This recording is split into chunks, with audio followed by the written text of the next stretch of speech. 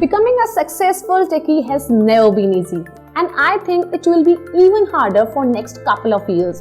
In just last 2 weeks, Twitter, Meta and Amazon announced huge layoffs. If you are looking for a Faang job in 2022, you might have to rethink. Like Facebook rethinking Zuckerberg's bet on the metaverse, which led to a fall of $100 billion in its wealth since Meta's stock peaked. Amazon and Apple has already freezed their hiring. Netflix also announced 2 rounds of layoffs earlier this year. And pressure of downfall in subscription after the pandemic is not a good sign when you are near the recession.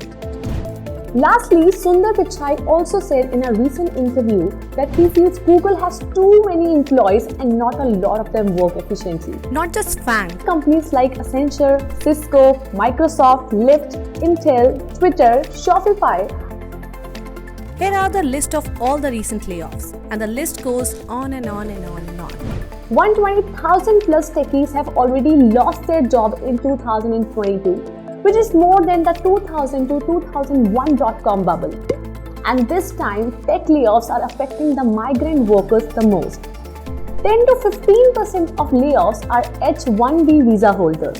If they didn't find a job in next 60 days, they will be deported from US. Things might get worse as we will see 100,000 plus layoffs in the next 6 months.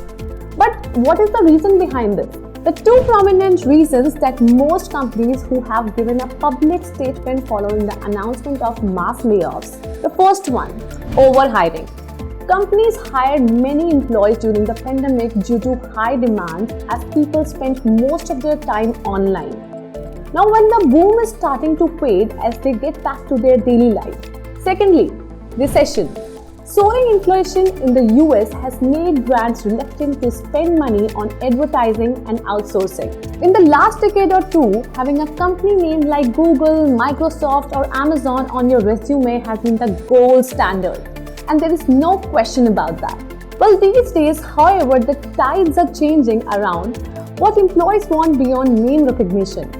Companies will have to win workers over by offering job security, opportunities to learn and ability to make an impact, which tech workers are increasingly prioritizing. With the cuts in the tech sector piling up, the future of the job market is quite unpredictable and hazy. On the brighter side, there are still companies that are actively hiring even now. The situation can still get better in the coming quarters. So guys, this was Faang from Mobile App Daily. Do like this video. Let us know in the comment section given below what you think about it and subscribe to our channel.